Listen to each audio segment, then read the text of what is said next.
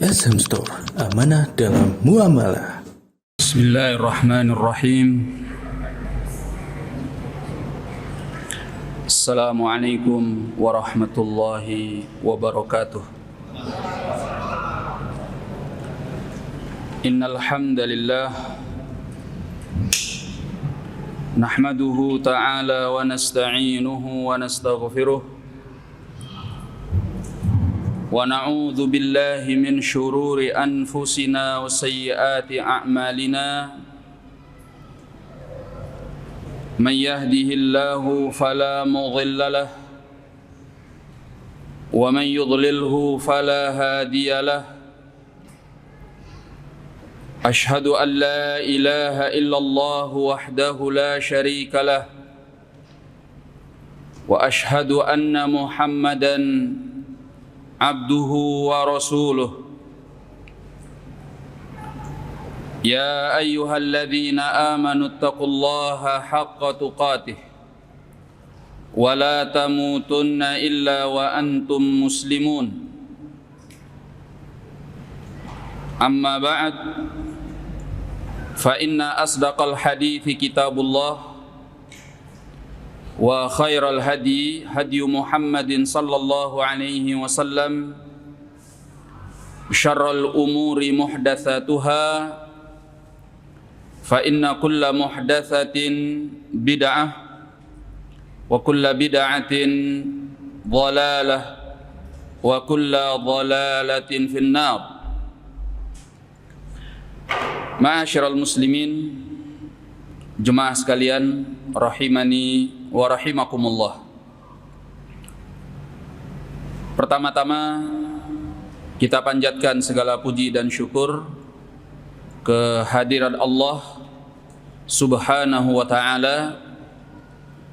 Di kesempatan yang berbahagia ini Allah perkenankan kita untuk senantiasa bisa mempelajari agamanya. Ini adalah karunia yang besar yang tidak Allah berikan kepada setiap orang. Hanya kepada orang-orang yang Allah inginkan untuk mendapatkan kebaikan, baik dunia maupun akhiratnya. Semoga salawat dan salam senantiasa tercurahkan kepada Nabi besar kita, junjungan kita, orang yang harus paling kita cintai di muka bumi ini, yaitu Nabi kita Muhammad sallallahu alaihi wasallam. Demikian pula kepada keluarganya, sahabatnya, dan orang-orang yang mau mengikuti beliau dengan baik sampai hari kemudian kelak. Pada pertemuan ini kita akan membaca sebuah kitab karya Al-Imam Al-Hafidh Ahmad bin Ali bin Muhammad bin Hajar Al-Asqalani Asy-Syafi'i rahimahullahu ta'ala. Kitab ini sebenarnya kitab yang beliau tulis di bagian akhir dari kitab beliau Bulughul Maram. Di bagian akhirnya beliau menyendirikan kitab khusus yang beliau beri judul dengan Kitabul Jami'. Nah, ini masih ada hubungannya nih dengan nama masjid Jami' Mekah, ya kan? Kitabul Jami'. Ya, artinya kitab ini bahagian khusus yang mengumpulkan berbagai hadis terkait dengan masalah akhlak. Ada sekitar 131 hadis di dalamnya. Beliau akan menyebutkan hadis-hadis tentang akhlak-akhlak yang baik, demikian pula akhlak-akhlak yang buruk, lalu tentang berbakti kepada orang tua, lalu mengenai silaturrahim, juga tentang zuhud dan wara', serta tentang zikir dan doa. Hal ini tentunya sangat penting. Ini memberi isyarah kepada kita semua bahwa seorang muslim tidak hanya belajar tentang hukum. Apa artinya dia belajar tentang hukum tetapi tidak punya akhlak? Pada akhirnya dia tidak akan benar. Hukum-hukum itu akan dipermainkan nantinya ketika dia mempunyai akhlak yang buruk. Maka seorang penuntut ilmu di samping mempelajari hukum, dampak dari dia mempelajari hukum terlihat dengan akhlaknya yang mulia. Sehingga hukum itu diposisikan pada posisi yang tepat. Makanya sebagian salaf mengatakan, dahulu kami melihat orang yang belajar ilmu itu pengaruhnya ada pada pandangannya, ada pada penglihatannya, ada pada gerak-geriknya, bahkan pada sikap diamnya terlihat cahaya ilmu pada dirinya. Karena dia berhias dengan akhlak yang mulia yang diajarkan oleh Nabi sallallahu alaihi wasallam. Maka dalam kitab Al-Jami' beliau akan membawakan hadis-hadis Nabi sallallahu alaihi wasallam terkait hal tersebut. Para ulama mempunyai perhatian yang begitu besar terhadap masalah akhlak. Jadi nggak benar kalau ada orang yang mengatakan yang penting akidahnya benar, walaupun akhlaknya bejat. Itu salah. Akidahnya benar, akhlaknya juga harus baik. Karena akhlak itu adalah bahagian dari agama. Iya kan? Bagaimana bisa seseorang menyebarkan akidahnya yang benar kalau disertai akhlaknya yang buruk? Ini akibatnya akan fatal. Manusia akan menjauh dari akidah yang benar karena orang-orangnya berakhlak buruk. Maka para ulama juga sangat perhatian kepada masalah akhlak. Mereka para ulama menuliskan kitab-kitab khusus terkait akhlak. Di antaranya yang dikenal oleh para ulama sampai hari ini, dan juga tentunya di kalangan para penuntut ilmu, seperti Al-Adabul Mufrad. Siapa penulisnya? Al-Imamul Bukhari. Ya, kitab khusus namanya Al-Adabul Mufrad. Ada juga Makarimul Akhlaq, tulisan Al-Kharaiti. Beliau juga menulis sebaliknya tentang Masawi'ul Akhlaq. Ada juga tulisan Al-Imam Ibnu Hibban, Rawdatul Uqala wa Nuzhatul Fudhala. Dan masih banyak kitab-kitab yang lain ditulis oleh para ulama terkait dengan akhlak dan adab.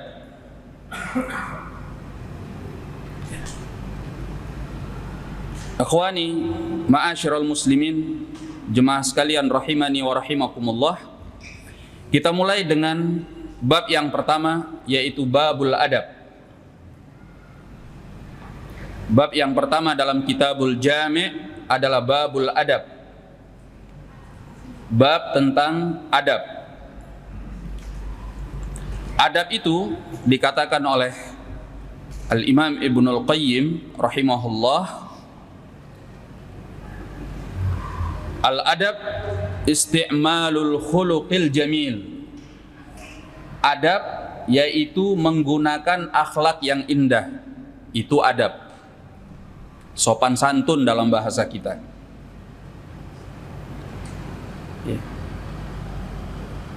Sedangkan Al-Hafidh Ibnu Hajar di dalam Fathul Bari, beliau mengatakan bahwa al-adab isti'malu ma yuhmadu qawlan wa fi'lan. Adab yaitu menggunakan hal-hal terpuji, baik berbentuk ucapan ataupun perbuatan. Itulah yang disebut dengan adab. Menggunakan hal-hal terpuji, baik yang berbentuk ucapan maupun perbuatan. Itulah adab. Adab dibagi oleh para ulama kepada dua bahagian. Yang pertama, al-adabu ma'allah. Adab terhadap Allah. Yang kedua, al-adabu ma'a ibadillah. Adab terhadap hamba-hamba Allah.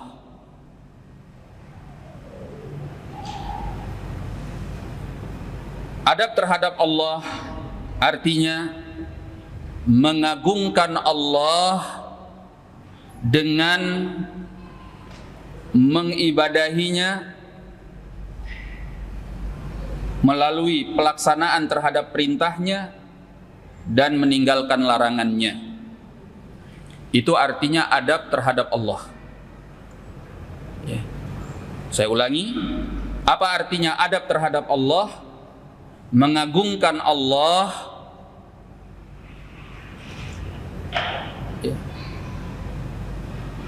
dengan mentaatinya,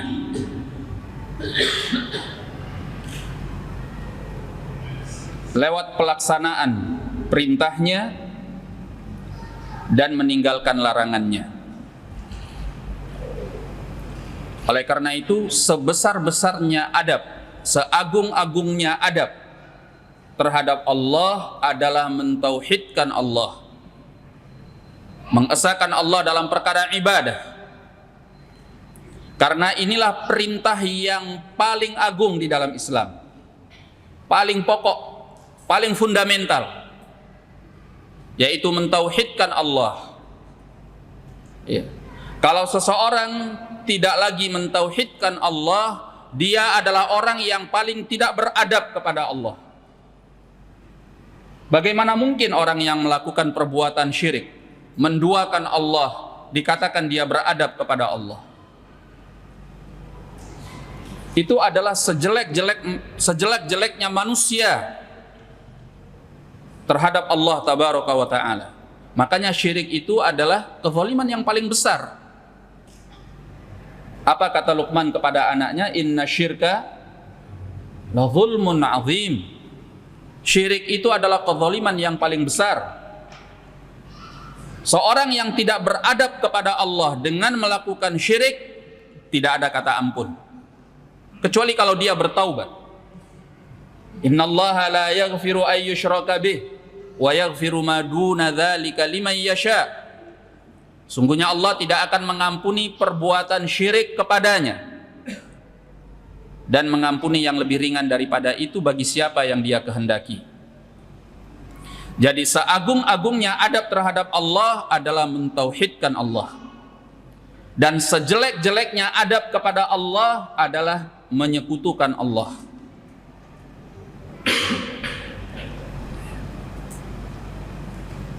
Termasuk adab kepada Allah adalah dengan melaksanakan kewajiban-kewajiban yang telah diwajibkan oleh Allah. Salat, puasa, zakat, haji, menunaikan hak-hak Allah yang Allah wajibkan kepada kita. Juga meninggalkan larangan-larangannya. Ya, ini namanya beradab kepada Allah. Ya. Yang kedua adalah al-adabu ma'a ibadillah. Adab terhadap hamba-hamba Allah, yaitu terhadap manusia, dengan akhlak yang baik. Adab terhadap hamba-hamba Allah ini adalah kelanjutan dari adabnya seseorang kepada Allah. Kalau Anda mengagungkan Allah, menghormati Allah, memuliakan Allah, maka seperti itu pula terhadap hamba-hamba Allah. Maka akhlak yang mulia itu akan baik bangunannya bila didasari oleh ketauhidan kepada Allah. Itu pondasinya. Kalau orang melaksanakan adab yang mulia, akhlak yang terpuji karena tulus kepada Allah, itu dia melaksanakannya tanpa pamrih. Dia akan menjadi manusia terbaik dan bermanfaat untuk orang lain. Karena yang dilihatnya Allah bukan pamrih dari manusia. Kalau dasarnya tidak ada tauhid, atau tauhid ini sangat tipis, sangat kecil, sangat ringkih pada diri seseorang, maka akhlaknya kepada manusia juga akan terpengaruh. Bagaimana mungkin dia bisa jujur dengan setulusnya? Bagaimana mungkin dia akan memikirkan kebaikan orang lain? Bagaimana mungkin dia akan meringankan orang lain dan sebagainya, sementara hubungannya bersama Allah itu rusak, adabnya sama Allah itu nggak ada. Sehingga kalaupun ada misalnya orang kafir berbuat baik kepada orang lain, itu nggak tulus, sudah bisa dipastikan nggak tulus. Pada umumnya orang yang tidak mempunyai keimanan kepada Allah, kalau dia berbuat baik kepada orang lain karena dia melihat ada keuntungan di situ, ada timbal balik yang diinginkannya, ada pamrih yang ingin dia dapatkan, paling tidak rasa terima kasih, sanjungan, pujian manusia dan sebagainya. Dia jaga statusnya supaya dia punya nama baik, paling tidak itu. Kalau orang tulus sama Allah, ketika dia berbuat baik kepada orang lain, dia nggak melihat pamrih. Misalnya dia memberi kepada orang lain, dia nggak perlu diterima kasihin ketika memberi. Anda nggak ingat kebaikannya pun nggak ada masalah. Kenapa? Karena dia berbuat bukan untuk mendapatkan rasa terima kasih dari manusia. Dia niatnya tulus karena Allah. Yang dia lihat itu pahala di sisi Allah. Itu bedanya.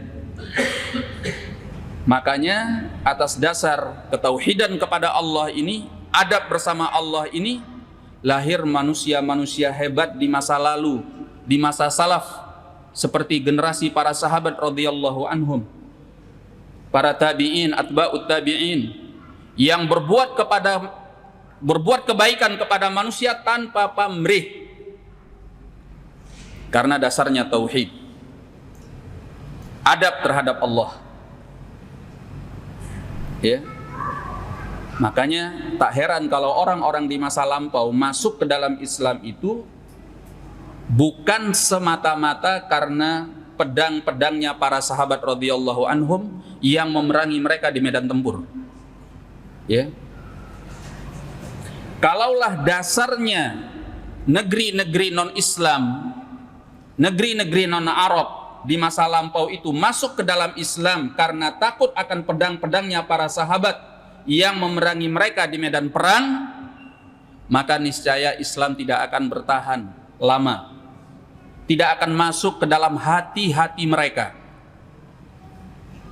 Seperti penjajah-penjajah lain, seperti bangsa-bangsa lain yang menguasai suatu negeri, ya, kemudian penduduk negeri itu tunduk karena takut. Kalau para sahabat enggak. Negeri-negeri ini masuk ke dalam Islam, mulai wilayah-wilayah Persia yang ditaklukkan ataupun wilayah-wilayah Romawi yang ditaklukkan, itu karena kemuliaan akhlaknya para sahabat radhiyallahu anhum, indahnya Islam yang mereka bawa. Mereka enggak pernah temui ada bangsa yang menguasai suatu negeri sedemikian baik, bahkan terhadap tawanan.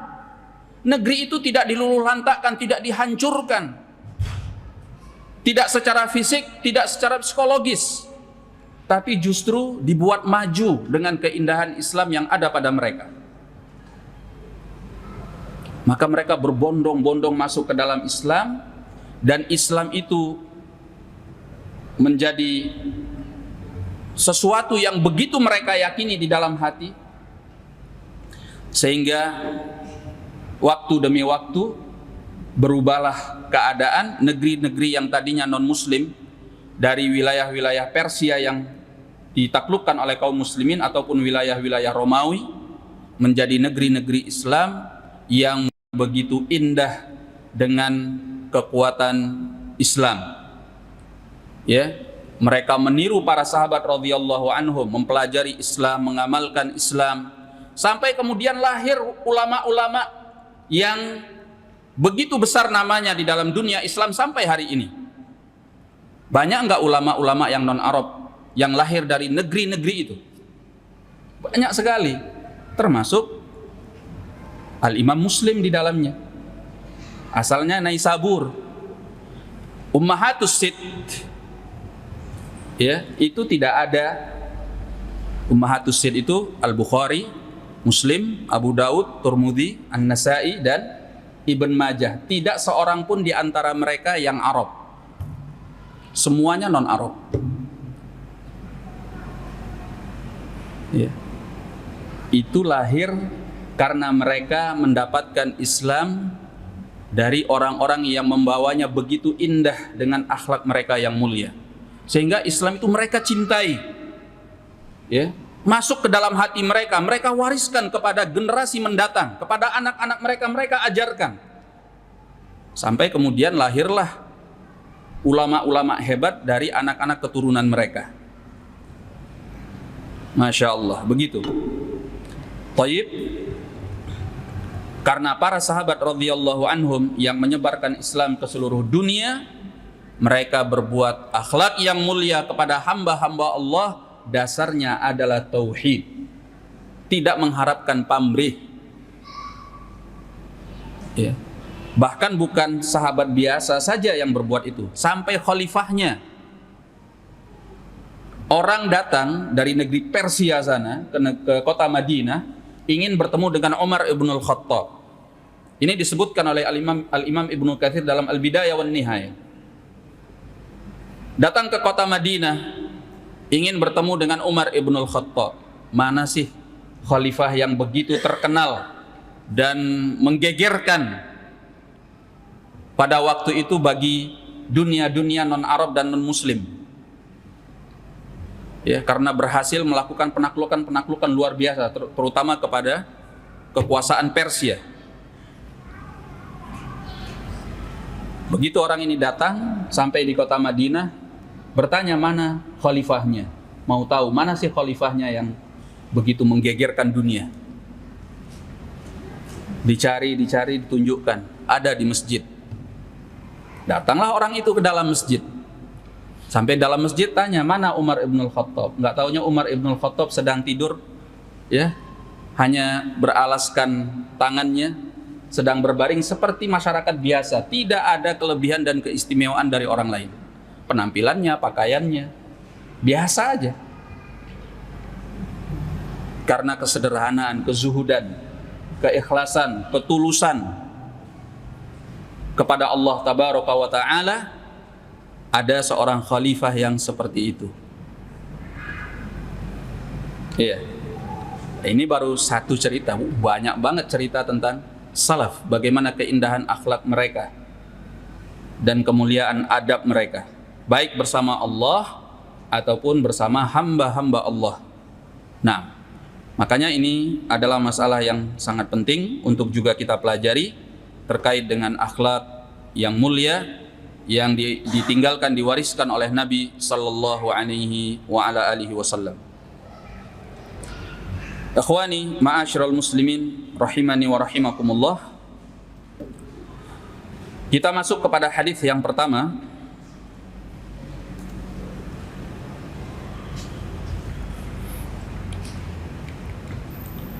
Bismillahirrahmanirrahim. Qala al-Imam al-Hafidh Ahmad bin Ali bin Hajar Al-Asqalani Asy-Syafi'i rahimahullahu ta'ala,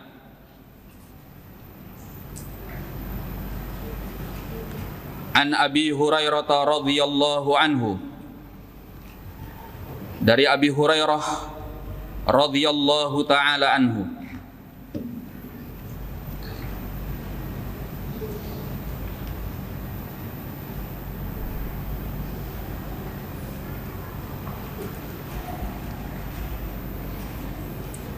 Abu Hurairah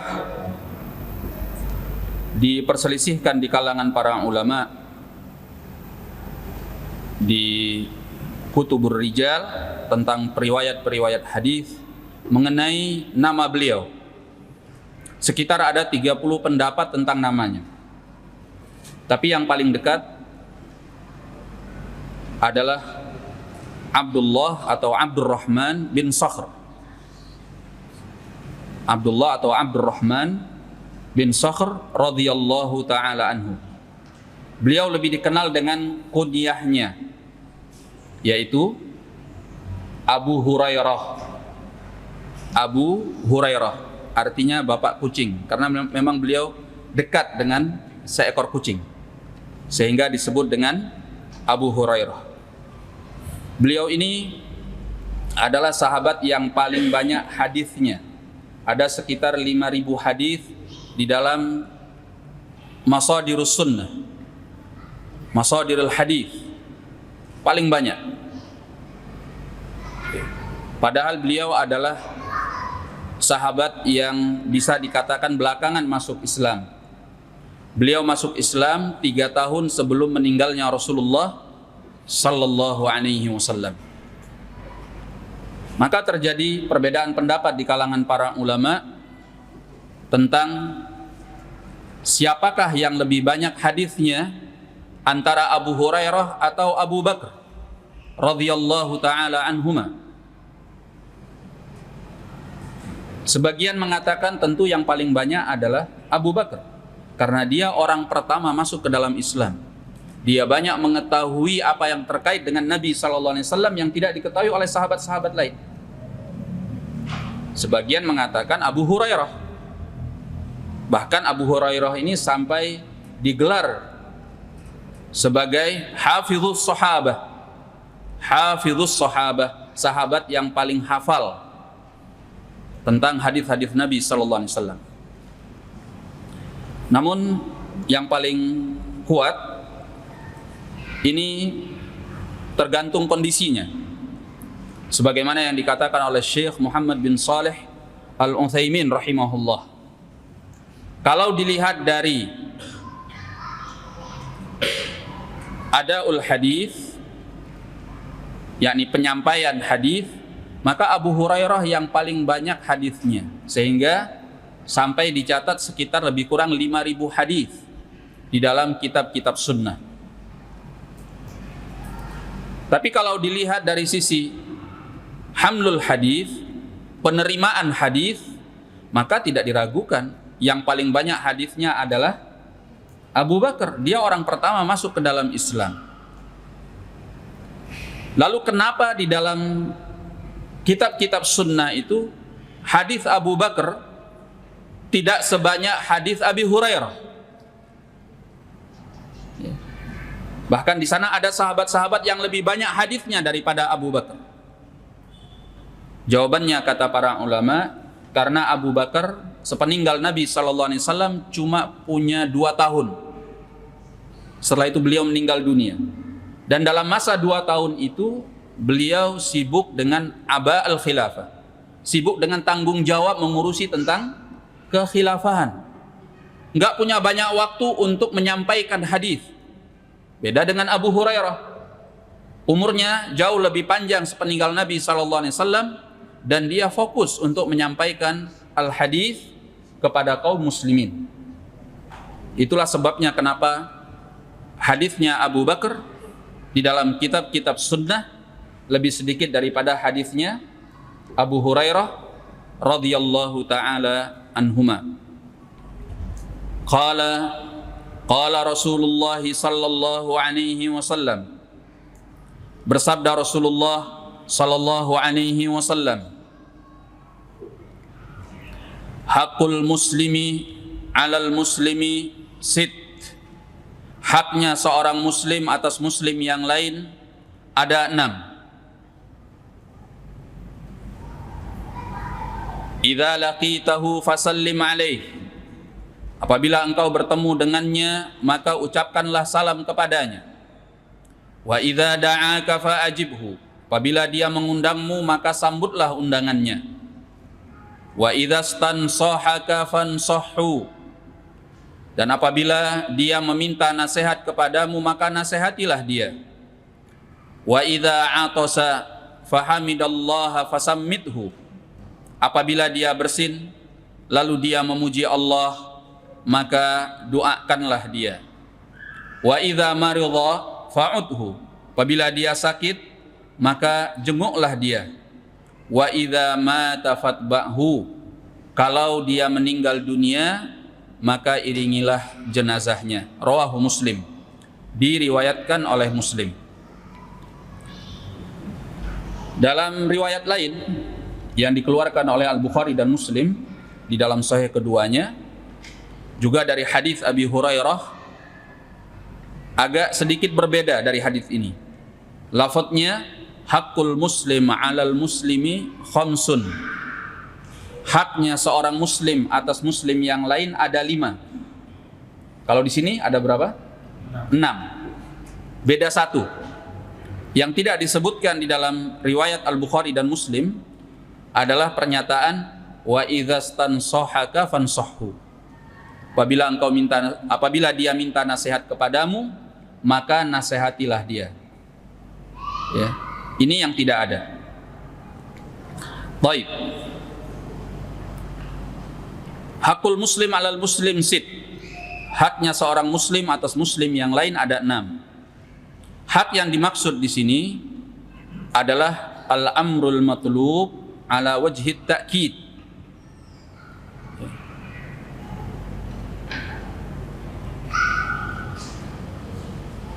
Hak yang dimaksud adalah perkara yang dituntut secara tegas. Perkara yang dituntut secara tegas dan tidak pantas untuk ditinggalkan. La yanbaghi tarku. Itu yang dimaksud dengan hak di sini. Perkara yang dituntut secara tegas dan tidak pantas untuk ditinggalkan. Nah, haknya seorang muslim atas muslim yang lain ada 6. Di sebagian riwayat seperti yang kita singgung tadi ada 5. Apakah ini bertentangan? Jawabannya tidak. Ini tidak bertentangan. Ya. Pertama, karena ada kaidah di dalam ilmu usul bahwa al-adad la mafhuma lahu. Bahwa penyebutan bilangan itu tidak ada mafhumnya. Tidak ada pemahaman yang bisa disimpulkan dari itu. Illa biqarina, kecuali kalau terdapat indikasi. Ya. Maka penyebutan 6 atau 5 itu menjadi tidak penting karena tidak ada mafhumnya, kecuali kalau ada indikasi dari dalil lain yang menguatkan. Ini dalam kaidah usul. Dan kaidah usul ini kalau kita kaitkan dengan masalah yang ada di hadapan kita, maka hak-haknya muslim atas muslim yang lain itu tidak hanya 5 atau 6. Ternyata hak muslim atas muslim yang lain itu lebih daripada 5 ataupun 6. Makanya penyebutan bilangan di sini menjadi tidak penting. Ya. Dari mana kita tahu?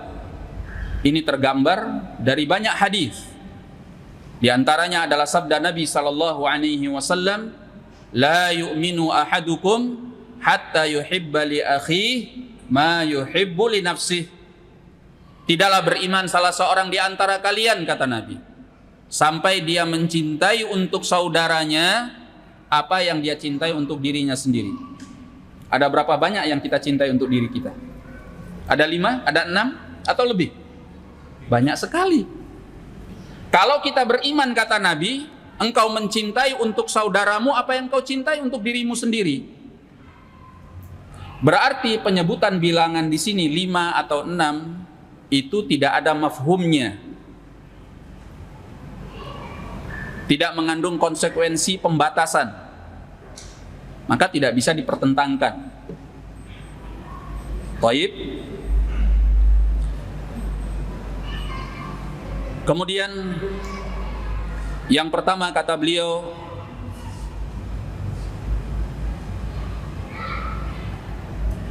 idza laqitahu fasallim alaih. Apabila engkau bertemu dengannya, maka ucapkanlah salam kepadanya.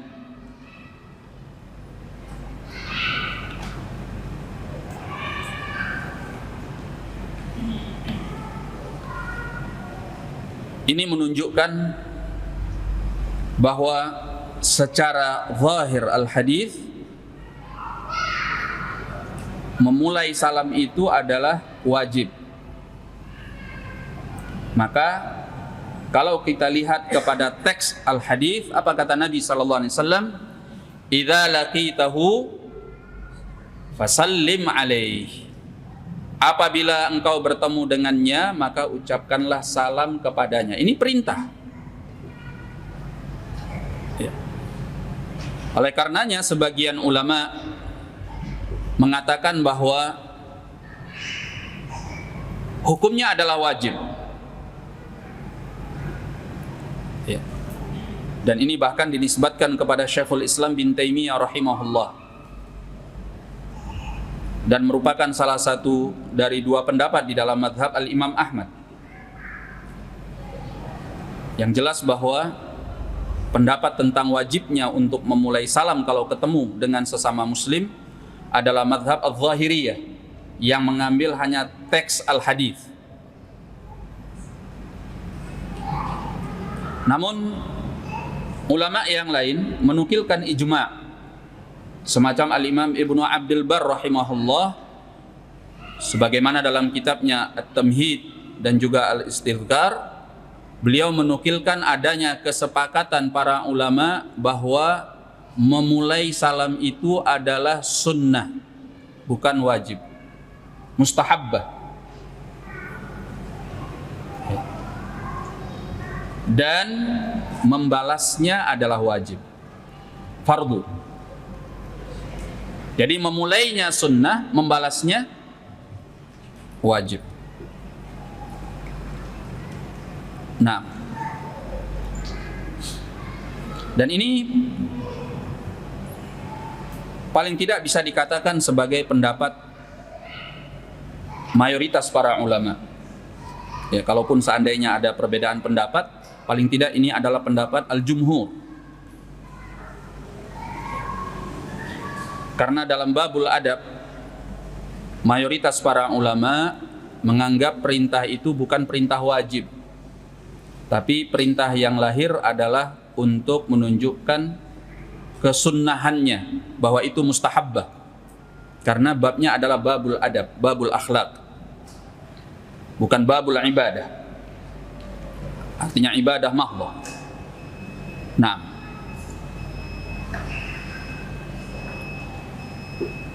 itu apa? Isya ya? Baik. Kalau muadzinnya mau adzan, silakan adzan terlebih dahulu.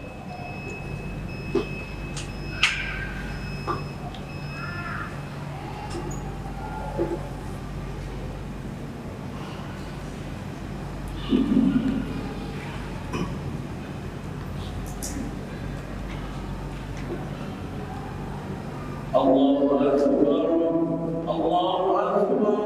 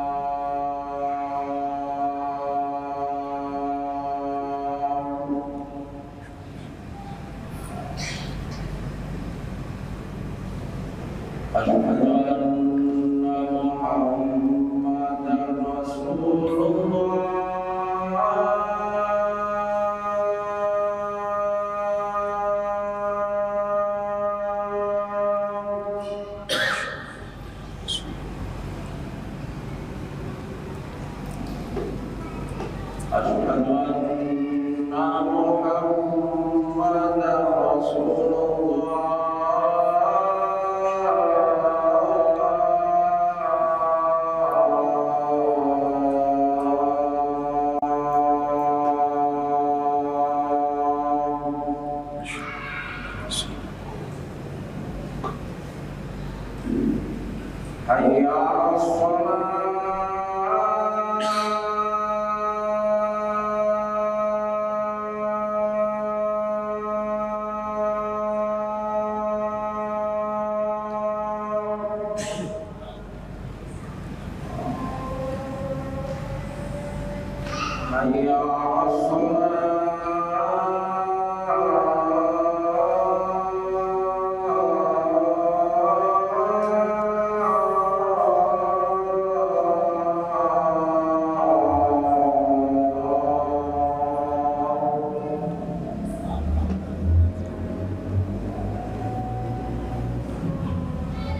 حي على حي على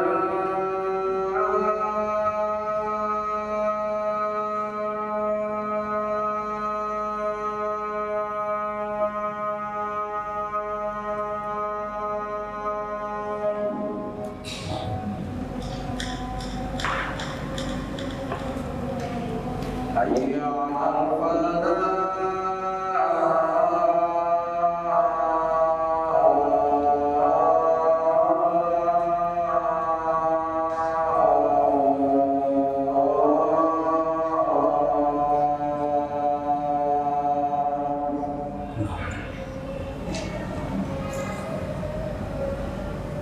الله أكبر الله أكبر لا إله إلا الله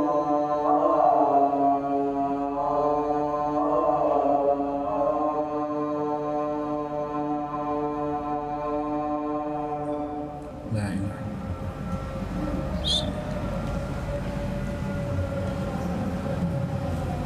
Bismillahirrahmanirrahim.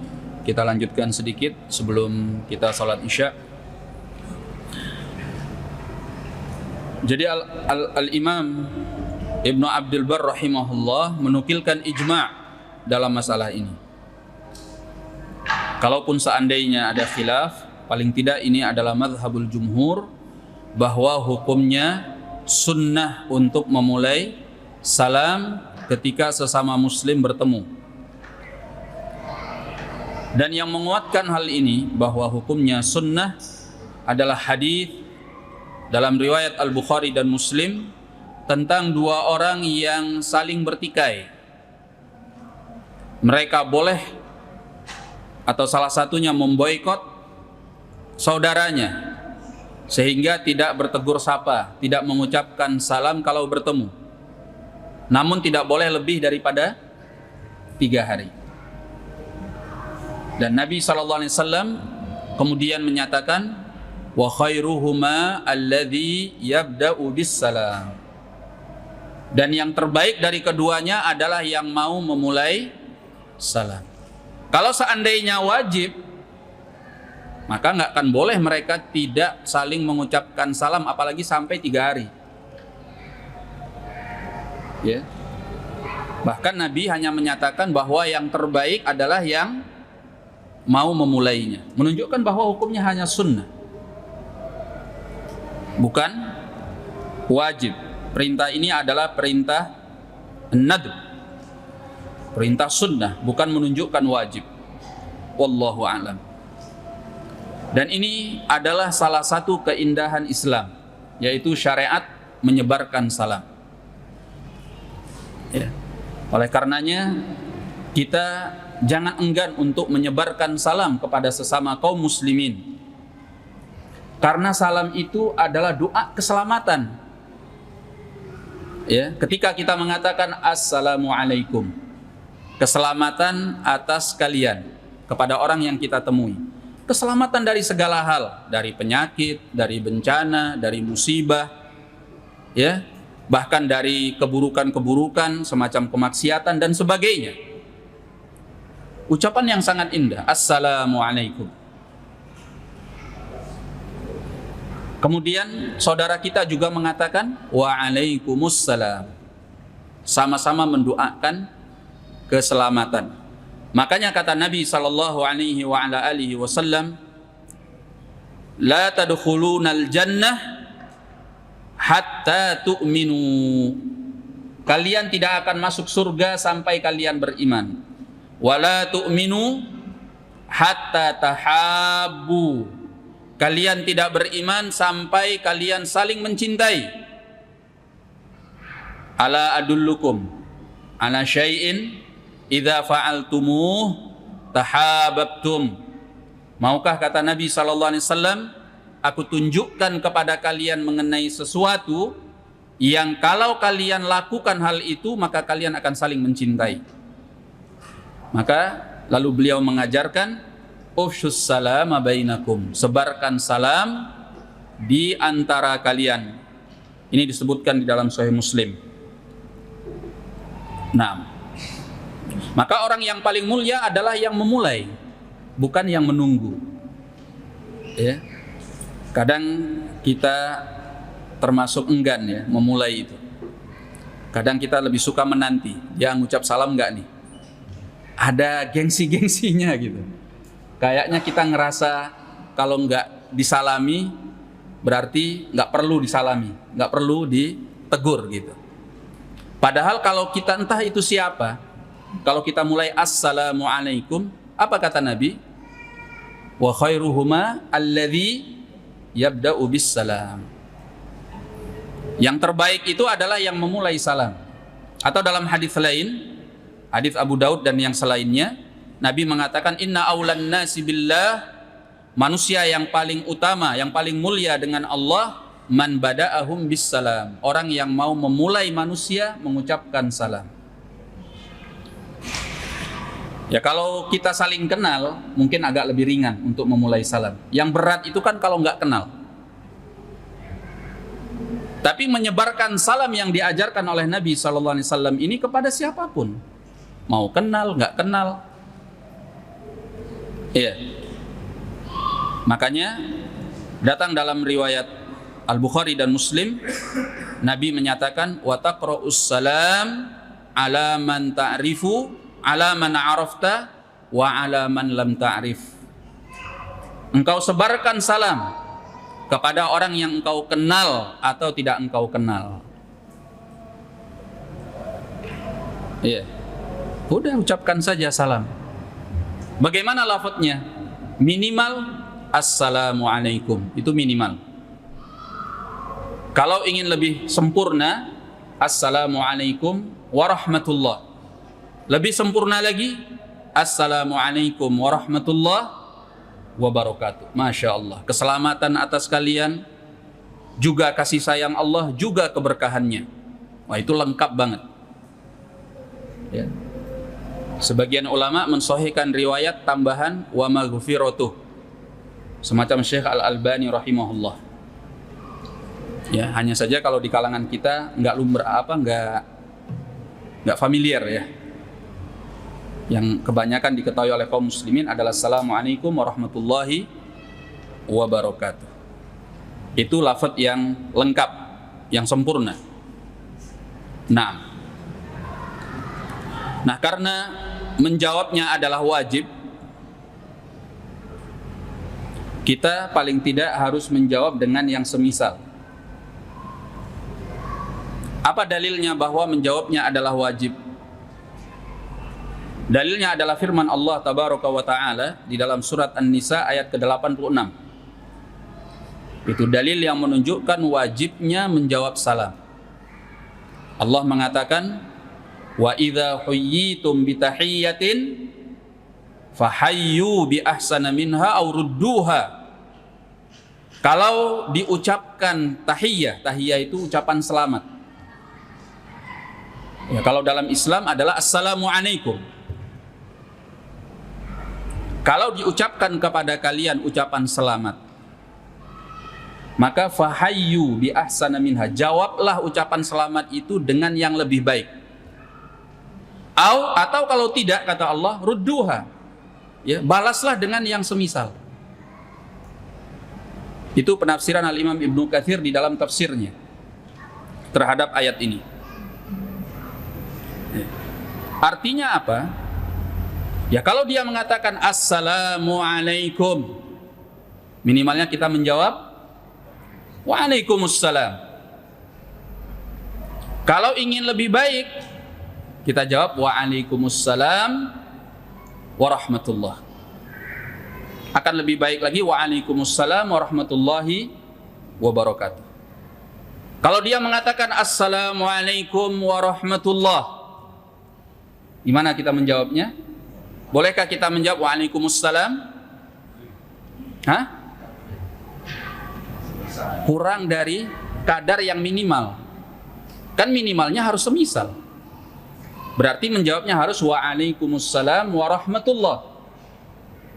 Akan lebih baik waalaikumsalam warahmatullahi wabarakatuh. Kalau dia mengatakan assalamualaikum warahmatullahi wabarakatuh, udah nggak ada pilihan lain udah. Iya. Berarti kita juga harus menjawabnya waalaikumsalam warahmatullahi wabarakatuh. Ya. Bahkan Syekh Muhammad bin Shalih Al-Utsaimin rahimahullah mengatakan ayat ini menunjukkan bahwa sampai nada suaranya pun Anda harus semisal paling tidak, atau akan lebih baik Anda keraskan lebih dari dia, menunjukkan semangat antusias gitu loh. Ketemu dengan sesama muslim, mendoakan keselamatan. Kalau dia mengatakan assalamualaikum, Anda jawab dengan yang semisal paling tidak waalaikumsalam. Jangan salam. Males gitu jawabnya. Itu berarti Anda nggak menjawab dengan yang semisal. Kan katanya aurudduha, paling tidak jawab dengan yang semisal. Termasuk nada suara kata beliau. Ya. Jadi kalau dia mengatakan assalamualaikum, paling tidak jawab waalaikumsalam. Dia terdengar jelas, Anda jawab dengan terdengar jelas. Kecuali kalau dia mendengus, tapi Anda masih paham, ya jawab dengan paling tidak dengan yang semisal. Ya dia mengatakan assalamualaikum, ya udah waalaikumsalam. Semisal, paling tidak. Akan lebih baik kalau lebih keras gitu. Dia mengatakan assalamualaikum warahmatullahi wabarakatuh. Kita jawab waalaikumsalam warahmatullahi wabarakatuh. Ya. Ini akan lebih baik. Kecuali kalau kita khawatir fitnah, khawatir dianggap kita bentak-bentak gitu ya. Karena mungkin orangnya belum ngerti hukum. Ini ada apa ini kok? Ya, diberi salam malah jawabnya kok ketus begitu. Nah, kalau kita khawatir fitnah karena orang itu belum ngerti hukum, ya yang semisal lah paling tidak. Tapi jangan sampai kita menjawab salam dengan suara yang lebih rendah, yang lebih lirih. Ya, untuk mengamalkan ayat ini tadi. Nah, apalagi yang lebih parah. Nah, ini kadang kebiasaan terutama orang awam barangkali ya. Dikasih salam assalamualaikum. Dia jawabnya monggo. Nggih. Monggo. Nah, ini nggak pantas. Karena perintah ayatnya untuk membalas dengan yang semisal paling tidak, atau akan lebih baik dengan yang lebih sempurna. Nah, ini tentang masalah assalam. Kalau orang Arab itu sebagian yang kurang paham agama, dikasih assalamualaikum, dia jawabnya ahlan wa sahlan. Dikasih salam malah ahlan wa sahlan. Mestinya dia menjawab apa? Waalaikumsalam minimal, atau waalaikumsalam warahmatullahi wabarakatuh. Begitu. Nah, terakhir,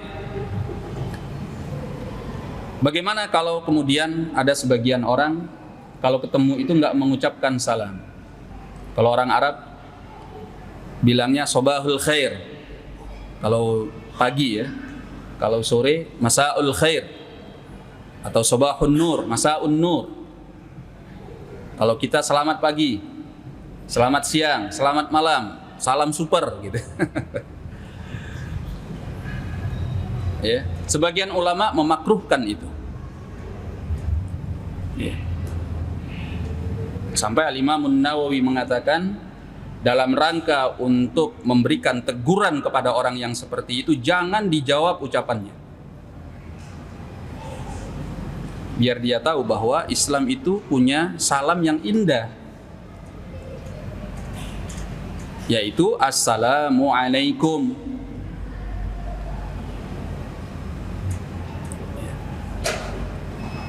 Nah, kalau kita sudah mengucapkan salam, nggak apa-apa mengatakan selamat pagi, selamat siang, atau bertanya tentang keadaannya, sebagaimana yang dilakukan oleh Nabi SAW kepada keluarganya. Nabi itu pernah mendatangi istrinya satu persatu. Beliau mengatakan, Assalamualaikum, kaifa antum ya ahlal bait. Tapi didahului dengan Assalamualaikum. Nah, mungkin itu saja yang kita pelajari pada kesempatan ini. Insya Allah kita lanjutkan di pertemuan yang akan datang. Wallahu a'lam bishawab. Billahi taufiq. Assalamualaikum warahmatullahi wabarakatuh.